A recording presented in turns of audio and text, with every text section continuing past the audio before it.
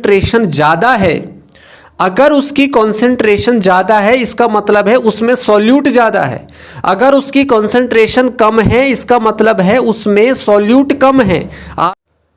Hello students, this is Diwakar and welcome to इजोटी science, the fundamental unit of life. Class 9th का bio का first chapter है और इस चैप्टर की ये पार्ट 2 है। तो पार्ट 1 में मैंने बहुत सारी चीज़ें डिस्कस करी, अगर वो आपने नहीं देखा है तो उसकी लिंक आपको डिस्क्रिप्शन बॉक्स में गिवन है, वहाँ से आप देख सकते हैं।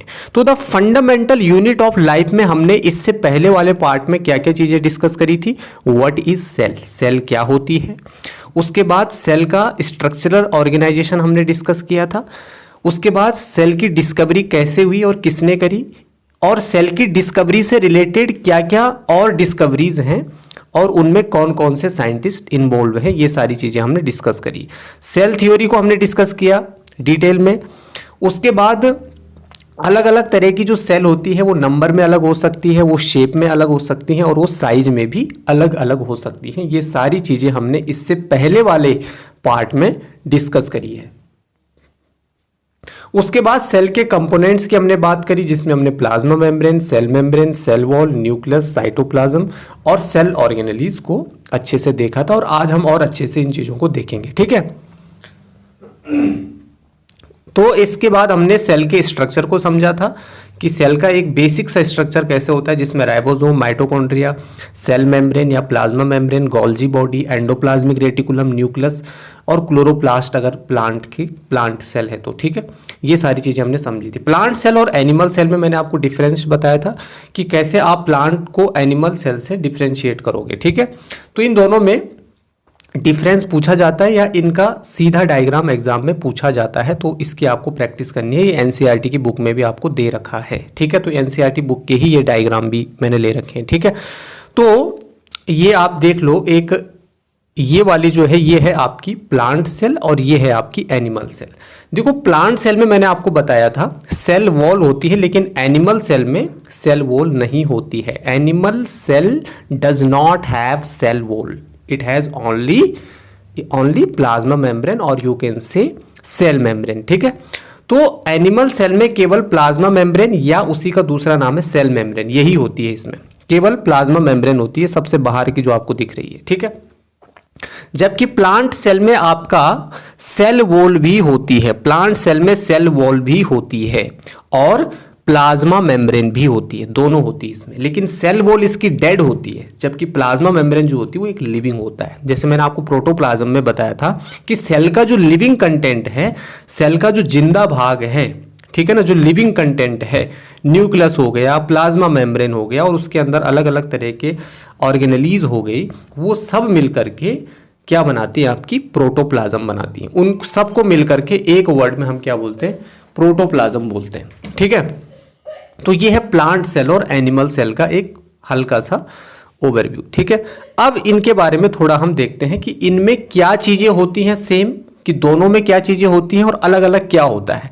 तो इनमें डिफरेंस भी पूछा जा सकता है, तो आपको कुछ इस तरीके से इन दोनों को डिफरेंशिएट करना है।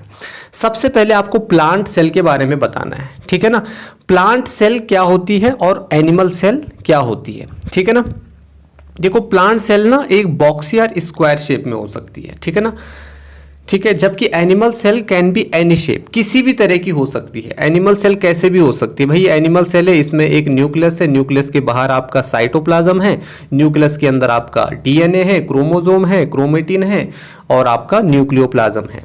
ठीक है, बाहर आपकी प्लाज्मा मेम्ब्रेन लगी हुई, तो कैसे भी शेप की हो सकती है। ठीक है, इसमें अब जो प्लांट सेल होती है इसमें सेल वॉल होती है, बट एनिमल सेल में सेल वॉल नहीं होती है।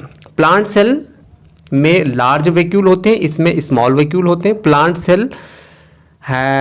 सेल जो होती है इसमें क्लोरोप्लास्ट होता है और animal cell does not have any chloroplast, इसमें क्लोरोप्लास्ट नहीं होता है। ठीक है ना, प्लांट सेल में जो फ्लेजेला होता है वो केवल उसके जो गैमीट्स होते हैं उसमें ही होता है, गैमीट वाली सेल्स जो होती है, जबकि एनिमल सेल में फ्लेजेला होते हैं। ठीक है ना, जो इसको मूवमेंट में हेल्प करते हैं। और लाइजोसोम भी होता है एनिमल सेल में। ठीक है, प्लांट सेल में नहीं होता है। तो माइटोकॉन्ड्रिया की बात करें तो दोनों में होता है, प्लांट सेल में भी और एनिमल सेल में भी। गाल्जी एपेरेटस की बात करें, जिसको गाल्जी बॉडी भी कहते हैं, क्योंकि कैमिलो गाल्जी नाम के साइंटिस्ट ने इसकी खोज करी थी, इसीलिए इसका नाम है गाल्जी एपेरेटस या गाल्जी बॉडी। ठीक है, ये प्लांट सेल और एनिमल सेल दोनों में होता है। तो यहां पर आप लिख सकते हैं बोथ बीच में। ठीक है, बीच में आप लिख सकते हैं बोथ। ठीक, कि दोनों में होता है। Smooth and rough endoplasmic reticulum, क्योंकि एंडोप्लाज्मिक रेटिकुलम भी दो तरह के होते हैं, एक स्मूथ होता है एक रफ होता है। तो ईआर मतलब ER stands for endoplasmic reticulum. Nucleus दोनों में होता है, साइटोप्लाज्म दोनों में होता है, राइबोसोम दोनों में होता है, सेल मेम्ब्रेन दोनों में होता है, और सेल के अंदर न्यूक्लियस और न्यूक्लियस के अंदर डीएनए दोनों में होता है। And DNA stands for deoxyribo nucleic acid, जिसमें इंफॉर्मेशन होती है। ठीक है ना, पेरेंट्स से प्रोजेनी में जो कैरेक्टर्स ट्रांसफर होते हैं उसकी इंफॉर्मेशन होती है इसमें। ठीक है, इसको भी आगे डिस्कस करेंगे। तो सबसे पहले हम बात करेंगे सेल वॉल की। सेल वॉल क्या होती है भाई? तो भाई सबसे पहले तो समझ लीजिए, सेल वॉल केवल प्लांट में होती है, एनिमल में नहीं होती है। इस बात को आप समझ लीजिए, केवल प्लांट में होती है आपकी सेल वॉल। तो सेल वॉल जो है ये नॉन लिविंग होती है, डेड होती है, रिजिड होती है। रिजिड मतलब it's not flexible, it does not have flexibility. इसमें फ्लेक्सिबिलिटी नहीं होती, कठोर होती है, ये रिजिड होती है। ठीक है ना, नॉन लिविंग होती है। और प्लाज्मा मेम्ब्रेन के बाहर की कवरिंग होती है।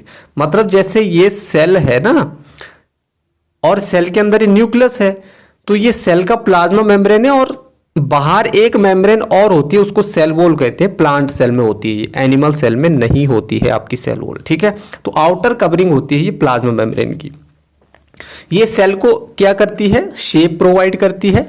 और प्लांट सेल किसकी बनी होती है? सेलुलोज की बनी होती है। किसकी बनी होती है? सेलुलोज की बनी होती है।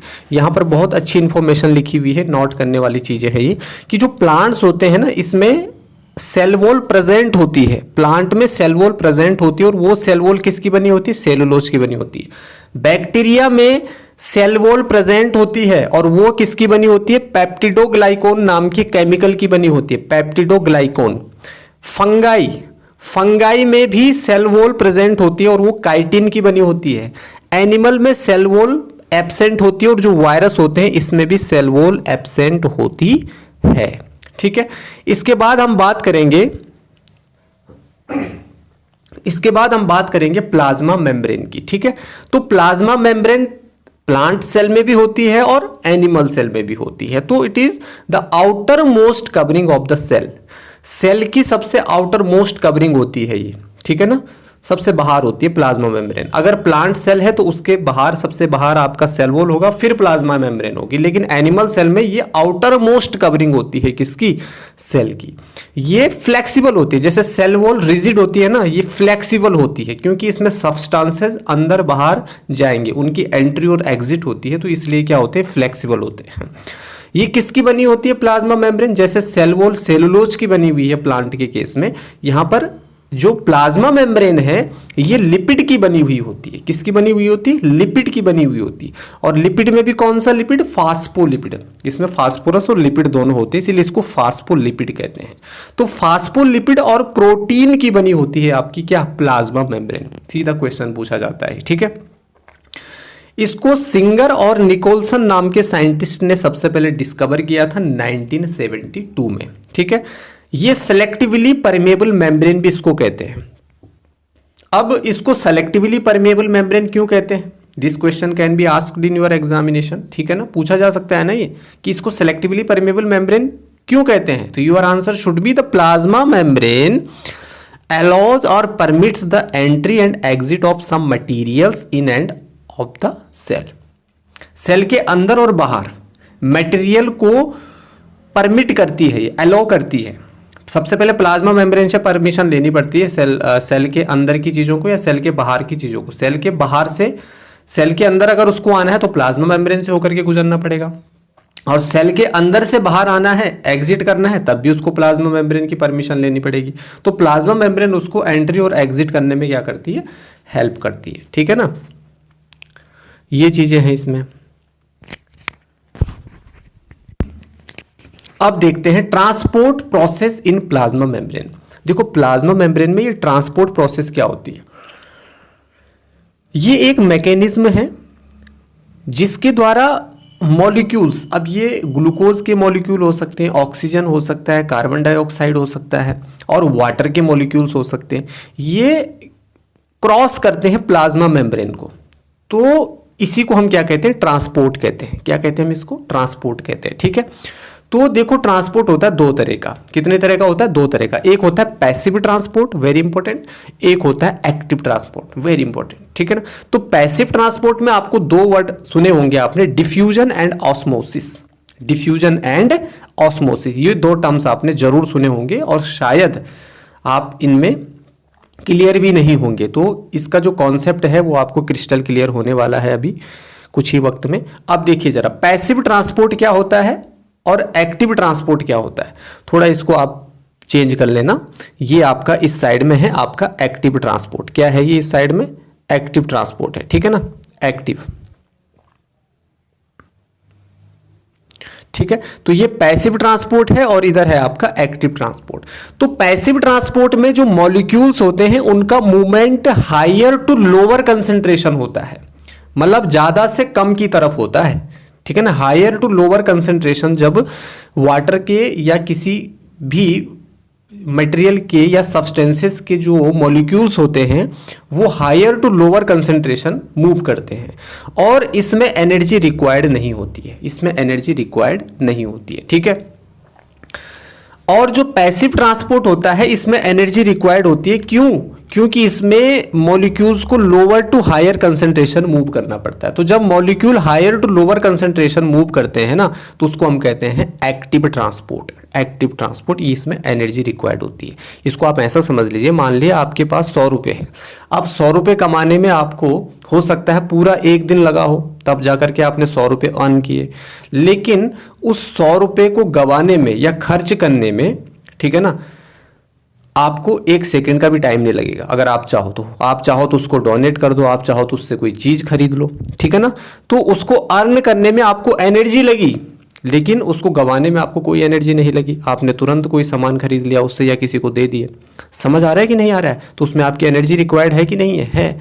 तो यहां पर आपकी एनर्जी लग रही है और यहां पर आपकी एनर्जी नहीं लग रही है और यहां पर आपकी एनर्जी रिक्वायरमेंट है। ठीक है ना, तो ये एक्टिव ट्रांसपोर्ट हो गया और इधर वाला आपका पैसिव ट्रांसपोर्ट हो गया। ठीक है, अब यहां पर थोड़ा समझ लीजिए कि एक्टिव ट्रांसपोर्ट में एक्चुअल में क्या होता है। ठीक है, यहां पर समझ लीजिए, मैं आपको बता देता हूं। देखो, सबसे पहले समझ लीजिए पैसिव ट्रांसपोर्ट में क्या होता है, movement of molecules from higher to lower concentration. ठीक है ना, मान लीजिए ये आपकी सेल है। ठीक है ना, ये क्या है, सेल है। अब यहां पर क्या बताया जा रहा है, क्या बताया जा रहा है, यहां पर हायर टू लोअर बताया जा रहा है। ठीक है ना, हायर टू लोअर बताया जा रहा है।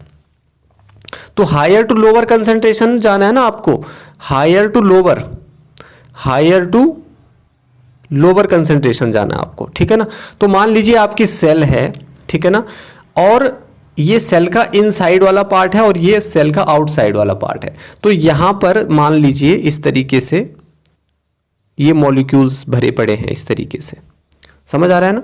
तो ऐसे ये मॉलिक्यूल्स भरे पड़े हैं। ठीक है, अब और यहां पर बहुत कम है, यहां पर बहुत कम है, तो यहां पर कंसंट्रेशन बहुत कम है और यहां पर कंसंट्रेशन ज्यादा है। मान लीजिए वाटर के मॉलिक्यूल है, तो यहां पर कंसंट्रेशन क्या है, ज्यादा है, और यहां पर सेल के अंदर कंसंट्रेशन क्या है, कम है। तो ये मॉलिक्यूल कहां से कहां मूव करेगा, ये molecule from outside to inside of the cell. ठीक है ना, बाहर से सेल के अंदर की तरफ ही मूव करेगा, higher to lower concentration move करेगा। तो ये है आपका एक्टिव ट्रांसपोर्ट। ठीक है, अब पैसिव ट्रांसपोर्ट में क्या होता है, सॉरी ये था आपका पैसिव ट्रांसपोर्ट। अब एक्टिव ट्रांसपोर्ट में क्या होता है, लोअर टू हायर चलना आपको, लोअर टू हायर। फिर से एक सेल आप इस तरीके से ड्रॉ कर लीजिए। ठीक है, इसके अंदर बहुत सारी कंसंट्रेशन है। ठीक है, अब यहां पर कंसंट्रेशन लोअर है। ठीक है,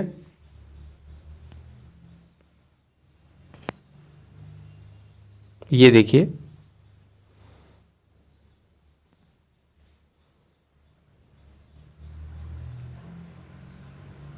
और यहां पर क्या है, यहां पर है आपकी लोअर ठीक है। तो ये लोअर टू हायर कंसंट्रेशन क्या करेंगे, यहाँ पर मॉलिक्यूल मूव करेंगे, तो इसको कहते हैं हम एक्टिव ट्रांसपोर्ट। क्या कहते हैं हम इसको, एक्टिव ट्रांसपोर्ट। ज़्यादा डिटेल में नहीं पढ़ना है इसको आपको 9th में, बस थोड़ा सा ही टर्म्स दिए गए हैं इसलिए मैंने आपको यहाँ पर ये समझा दिया, ठीक है ना। तो movement of molecules from lower to higher concentration, इसीलिए इसमें एनर्जी भी रिक्वायर्ड होती है, इसीलिए इसमें एनर्जी भी क्या होती है, रिक्वायर्ड होती है। ये आपको समझ के चलना है, ठीक है। अब पैसिव ट्रांसपोर्ट और एक्टिव ट्रांसपोर्ट में डिफरेंस, फिर से यहां पर वही गलती हो रखी है, यहां पर आपको लिखना है एक्टिव, प्रिंटिंग मिस्टेक, ठीक है, टाइपिंग मिस्टेक। तो इधर वाला एक्टिव ट्रांसपोर्ट है, इधर वाला पैसिव ट्रांसपोर्ट है। तो पैसिव ट्रांसपोर्ट में क्या होता है, movement of molecules from higher to lower concentration, ये आपको क्लियर है। और एक्टिव ट्रांसपोर्ट में lower to higher concentration molecules move करते हैं। अब पैसिव ट्रांसपोर्ट में एनर्जी क्या होती है, रिक्वायर्ड होती है, और एक्टिव ट्रांसपोर्ट में एनर्जी क्या होती है, रिक्वायर्ड होती है, और पैसिव ट्रांसपोर्ट में एनर्जी रिक्वायर्ड नहीं होती है, ठीक है। पैसिव ट्रांसपोर्ट एक स्लो मूवमेंट है, और एक्टिव ट्रांसपोर्ट जो है ये एक क्या है, रैपिड मूवमेंट है, रैपिड, बहुत फास्ट मूवमेंट है, ठीक है। पैसिव ट्रांसपोर्ट में ना small molecules of water are transported, इसमें वाटर के छोटे छोटे मॉलिक्यूल्स ही ट्रांसपोर्ट हो सकते हैं, और एक्टिव ट्रांसपोर्ट में लार्ज मॉलिक्यूल्स क्या होते हैं, ट्रांसपोर्ट होते हैं, इसीलिए इसमें एनर्जी भी लगती है, एनर्जी भी लगती है। क्लियर है ना, ठीक है। अब हम बात करेंगे पहले डिफ्यूजन की, कि डिफ्यूजन क्या होता है भाई। देखो डिफ्यूजन का मतलब क्या है, it is the movement of substances. अब ये सब्सटेंस सॉलिड फॉर्म में हो सकता है, लिक्विड फॉर्म में हो सकता है, गैसियस फॉर्म में हो सकता है, from higher concentration to lower concentration. जब किसी सॉलिड, लिक्विड या गैस या किसी सब्सटेंस का movement higher concentration to lower concentration हो रहा है, तो दैट इज कॉल्ड डिफ्यूजन। अब ये सब्सटेंस क्या हो सकते हैं, कार्बन डाइऑक्साइड हो सकता है, ऑक्सीजन हो सकता है, across the cell membrane by diffusion, ठीक है ना। जब ये सेल मेम्ब्रेन के अक्रॉस मूव करते हैं तो इनको डिफ्यूजन की प्रोसेस से क्या करना पड़ता है, मूव करना पड़ता है, मूव करना पड़ता है, ठीक है ना। अब मान लीजिए यहां पर देख लीजिए थोड़ा डिफ्यूजन कैसे चल रहा है। मान लीजिए ये सेल है, ठीक है ना। अब सेल के अंदर यहां पर ग्लूकोज ज़्यादा है, ठीक है ना, यहां पर ग्लूकोज ज़्यादा है, लेकिन सेल के अंदर इस पार्ट में ग्लूकोज कम है, ठीक है। तो यहां से यहां तक, मतलब इधर तो हायर कंसंट्रेशन है, इधर लोअर कंसंट्रेशन है, इधर हायर कंसंट्रेशन है, तो हायर कंसंट्रेशन से लोअर कंसंट्रेशन की तरफ जो सब्सटेंस है वो क्या करेंगे, मूव करेंगे सेल के अंदर ही, ठीक है ना। तो ये सेल के अंदर बाहर से अंदर, अंदर से बाहर ऐसे हो सकता है, ठीक है ना। तो इसको कहते हैं हम डिफ्यूजन। ये किसकी मदद से हो रहा है, डिफ्यूजन की मदद से हो रहा है, ठीक है, जो कि पैसिव ट्रांसपोर्ट का एक टाइप बोल सकते हैं आप इसको। और ऑस्मोसिस में क्या हो रहा है भाई, ऑस्मोसिस में केवल वाटर के मॉलिक्यूल मूव करते हैं, ये आप ध्यान रखना, ठीक है ना। Movement of water molecules from a region of lower concentration to region of higher concentration through plasma membrane. Plasma membrane के अक्रॉस वाटर के मॉलिक्यूल्स का क्या होता है, मूवमेंट होता है हायर कंसंट्रेशन, लोअर कंसंट्रेशन से हायर कंसंट्रेशन की तरफ, ठीक है। फिर से इसको यहां पे समझ लीजिए कैसे। मान लीजिए ये सेल है, सेल के अंदर यहां पर वाटर की कंसंट्रेशन बहुत ज्यादा है, ठीक है ना, बहुत ज्यादा है, और यहां पर बहुत कम है, यहां पर कम है, ठीक है। तो यहां पर क्या होगा, यहां पे क्या होगा ऑस्मोसिस में, कि movement of water molecules from a region of lower concentration to higher concentration through plasma membrane, ठीक है ना। यहां पर वाटर के मॉलिक्यूल लोअर कंसंट्रेशन से हायर कंसंट्रेशन की तरफ मूव करेंगे, ठीक है ना, हायर कंसंट्रेशन की तरफ मूव करेंगे, ठीक। अब यहां पे दो केसेस हो सकते हैं, ठीक, या तो वाटर के मॉलिक्यूल बाहर से अंदर जा रहा है, या तो वाटर के मॉलिक्यूल अंदर से बाहर जा रहा है, ये आपको ध्यान रखना है। तो जब ये अंदर से बाहर जा रहा है, लोअर से हायर कंसंट्रेशन, पानी अंदर ज़्यादा है बाहर कम है, तो बाहर से अंदर जाएगा पानी, क्योंकि लोअर टू हायर कंसंट्रेशन की बात हो रही है, ठीक है ना। और पानी अंदर ज़्यादा है, पानी अंदर कम है और बाहर ज़्यादा है, तब भी ये क्या होगा, बाहर जाएगा, क्योंकि लोअर टू हायर कंसंट्रेशन की तरफ मूव करेगा वाटर का मॉलिक्यूल। तो जब ये बाहर से अंदर जा रहा है, अंदर मतलब एंडो, तो इसको बोलते हैं एंडो ऑस्मोसिस। और जब ये अंदर से बाहर जा रहा है तो इसको बोलते हैं एक्सो ऑस्मोसिस। क्या बोलते हैं इसको? एक्सो ऑस्मोसिस। तो it could be two types, endosmosis, exosmosis. Endosmosis में क्या हो रहा है, जो सॉल्वेंट है वो इनटू द सेल जा रहा है, वो सेल के अंदर जा रहा है। तो जब सेल के अंदर पानी भर जाएगा तो सेल क्या करेगी? फूल जाएगी, मतलब स्वेल कर लेगी, स्वेलिंग आ जाएगी, उस पर फूल जाएगी, है ना। इसमें ब्रस्ट होने के चांसेस भी होते हैं। और एक्सोस्मोसिस में क्या हो रहा है, जो सॉल्वेंट है, वाटर है, वो आउटसाइड जा रहा है, सेल के बाहर जा रहा है। तो जब सेल के बाहर पानी निकल जाएगा तो सेल श्रिंक कर जाएगा, श्रिंक मतलब सिकुड़ जाएगा, ठीक है। तो ये था आपका डिफ्यूजन और ऑस्मोसिस, डिफ्यूजन और ऑस्मोसिस। अब 3 टर्म्स यहां पर बहुत इंपॉर्टेंट है, यहां पर hypertonic, hypotonic and isotonic solution. Hypertonic solution, hypotonic solution और आइसोटोनिक सॉल्यूशन, ठीक है। ये 3 टर्म्स इंपॉर्टेंट है। तो हाइपरटोनिक सॉल्यूशन क्या होता है, देख लीजिए। हाइपरटोनिक सॉल्यूशन, सबसे पहले समझ लीजिए सॉल्यूशन क्या है। आपने पानी लिया और पानी के अंदर आपने शुगर डाल दी, ठीक है। तो शुगर और पानी का जो मिक्सचर है ना, ये क्या कहलाएगा? आपका सॉल्यूशन कहलाएगा। क्या कहलाएगा? सॉल्यूशन कहलाएगा। अब सॉल्यूशन के 2 पार्ट होते हैं। कितने पार्ट होते हैं? 2 पार्ट होते हैं। एक होता है इसका सॉल्यूट और एक होता है सॉल्वेंट। क्या होता है? सॉल्वेंट। आपने उस पानी में जो शुगर डाली, उस शुगर को आप क्या कहोगे? सॉल्यूट। और जो पानी है उसको आप क्या कहोगे? सॉल्वेंट। तो ये है सॉल्यूशन का पूरा कॉन्सेप्ट। अब सॉल्यूशन यहां पर 3 तरह के हैं। अब हम इसको सेल के कॉन्टेक्स्ट में पढ़ रहे हैं ना, सेल से कंपेयर करके पढ़ेंगे हम इसको। तो हाइपरटोनिक, हाइपोटोनिक और आइसोटोनिक सॉल्यूशन क्या होता है? जब किसी सॉल्यूशन में सॉल्यूट ज्यादा है और सॉल्वेंट कम है, सॉल्यूट ज्यादा है और सॉल्वेंट कम है, मतलब वाटर कम है, तो दैट इज कॉल्ड हाइपरटोनिक। जैसे आपने चीनी ज्यादा डाल दी और पानी कम ही डाला, तो वो क्या है? हाइपरटोनिक। हाइपोटोनिक में सॉल्यूट लेस है। देखो, हाइपर मतलब ज्यादा होता है, इसीलिए मोर सॉल्यूट। हाइपो मतलब लेस, कम होता है, इसीलिए लेस सॉल्यूट। चीनी कम डाली, पानी ज्यादा डाल दिया, तो that is called hypotonic solution. और आइसोटोनिक मतलब होता है सेम, न ज्यादा न कम, सॉल्यूट भी उतना ही है और सॉल्वेंट भी उतना ही है, तो solute is equal to solvent, ठीक है ना। सेम होता है इसमें, आइसो मीन्स सेम, ठीक है। अब यहां पर हम इसको सेल के कॉन्टेक्स्ट में मैंने बात करी आपकी, क्यों कहा मैंने सेल के कॉन्टेक्स्ट में पढ़ोगे आप इसको, ठीक है।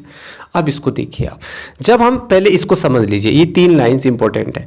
जब हम सेल को किसी हाइपरटोनिक सॉल्यूशन में डालते हैं, जब हम सेल को किसी हाइपरटोनिक सॉल्यूशन में डालते हैं तो सेल श्रिंक कर जाता है, ठीक है ना, क्योंकि सेल के अंदर का पानी बाहर आ जाता है। क्योंकि हाइपरटोनिक सॉल्यूशन में वाटर कम है और सॉल्यूट ज्यादा है, तो सेल के अंदर वाटर ज्यादा है तो ज्यादा से कम की तरफ पानी आएगा ना, तो सेल के अंदर से पानी उस सॉल्यूशन में आ जाता है।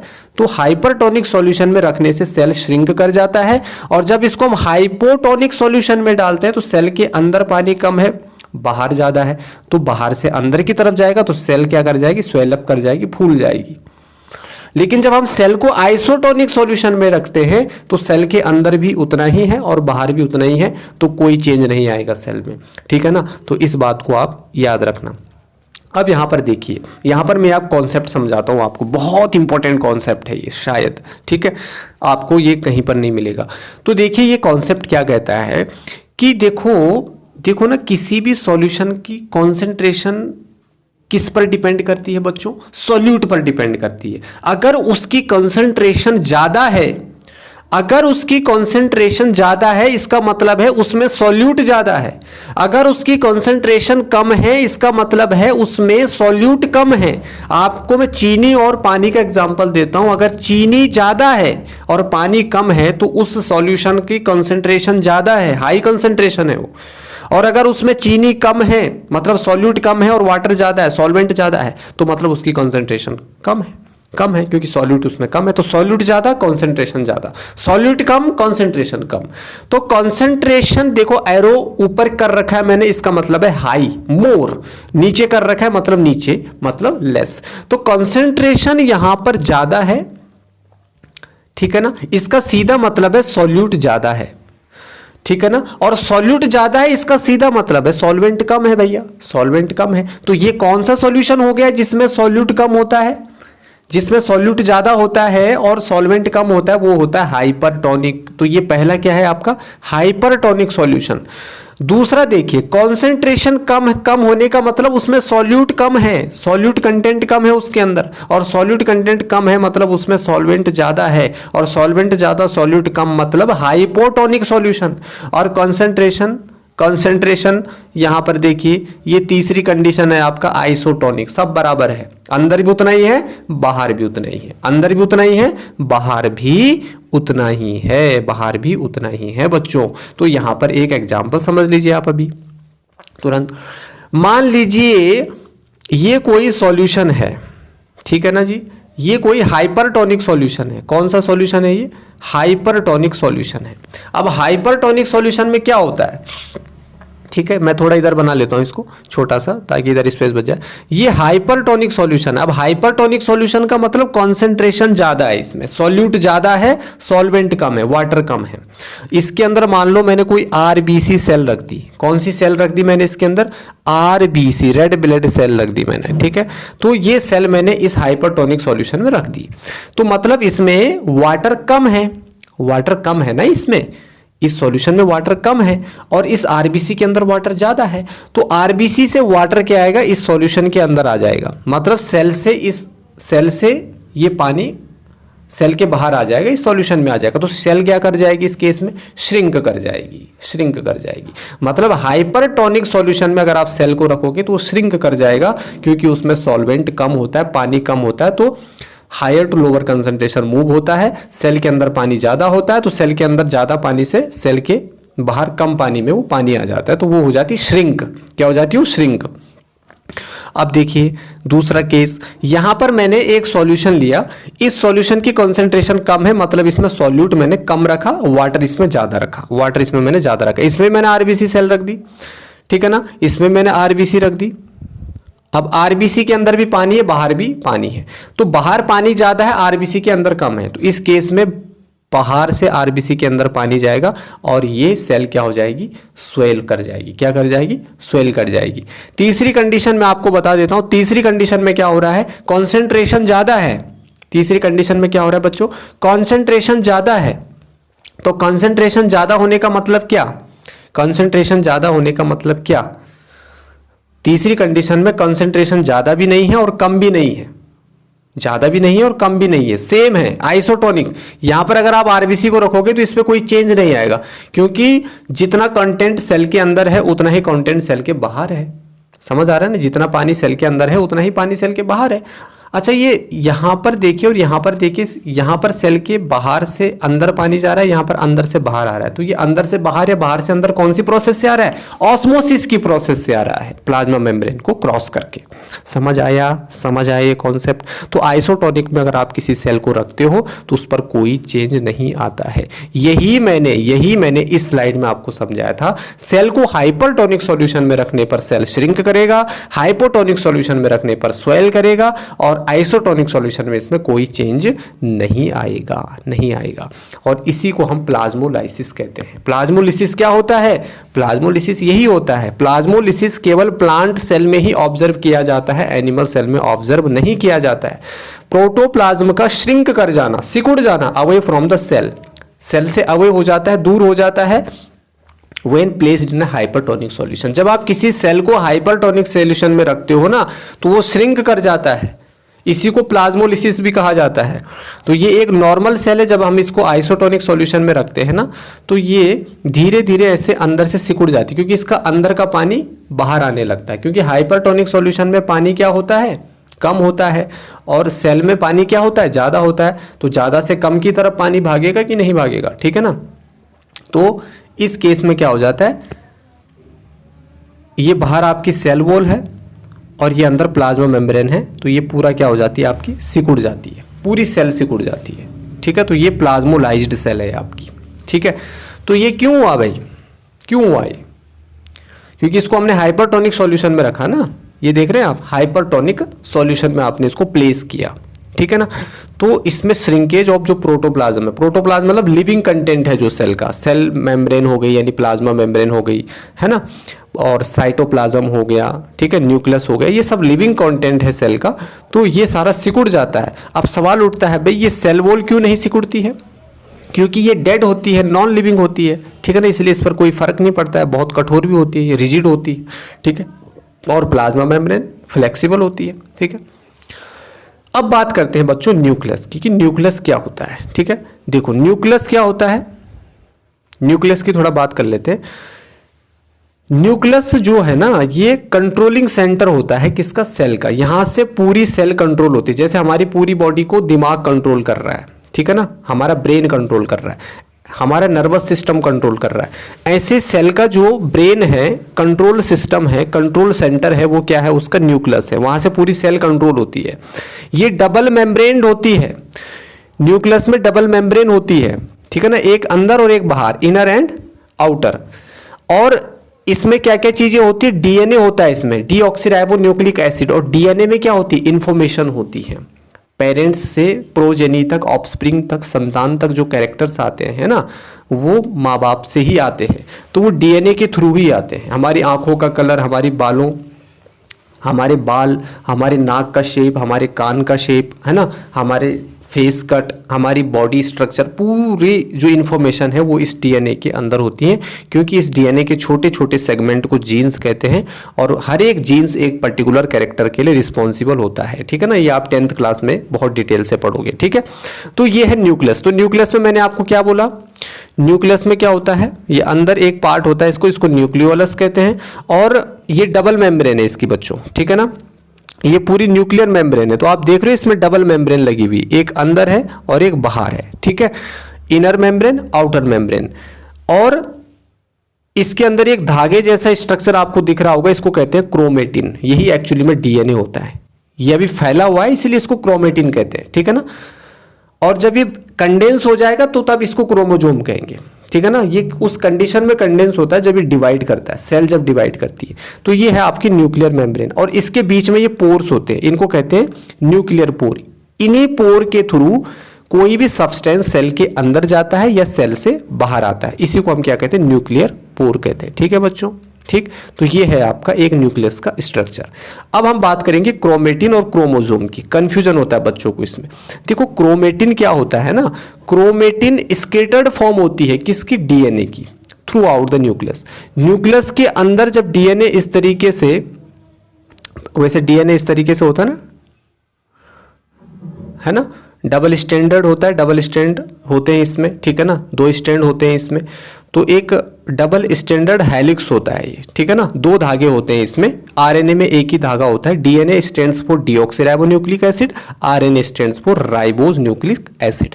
तो ये जो अगर ये स्कैटर्ड फॉर्म में पड़ा हुआ है, इस तरीके से फैला हुआ है सेल के अंदर, सेल के न्यूक्लियस के अंदर, तो इसको हम कहते हैं क्रोमेटिन। क्या कहते हैं हम इसको? क्रोमेटिन। लेकिन क्रोमोसोम क्या होता है? Highly coiled and condensed form of DNA होती है, ठीक है ना। जैसे ये ऐसे पड़ा हुआ है ना, कोइल्ड ऐसा होता है ना, कोइल्ड, तो ये फिर धीरे धीरे इस तरीके से यहाँ से पैक हो जाता है, और ये क्या बन जाता है? क्रोमोसोम बन जाता है। क्या बन जाता है? क्रोमोसोम बन जाता है। आपको पता है इंसानों में 46 क्रोमोसोम होते हैं, यानी 23 पेयर क्रोमोसोम होते हैं हमारी हर एक सेल के अंदर। क्लियर है? ठीक। तो ये हाईली कोइल्ड या कंडेंस फॉर्म जो डीएनए की होती है उसको हम कहते हैं क्रोमोसोम, और उसी को अगर आप खोल दो, स्कैटर्ड कर दो, तो उसको कहते हैं हम क्रोमेटिन। क्लियर है इतना? अब types of cell on the basis of nucleus. Nucleus के बेसिस पे सेल के क्या क्या टाइप्स हो सकते हैं? देखो nucleus is undefined and is called nucleoid, ठीक है ना। देखो यहां पर 2 चीजें हैं, एक होता है प्रोकैरियोटिक सेल और एक होता है यूकैरियोटिक सेल। तो इधर वाला जो पार्ट है ये है आपका प्रो मतलब प्रिमिटिव, प्रोकैरियोटिक, और इधर वाला जो पार्ट है वो है आपका यूकैरियोटिक,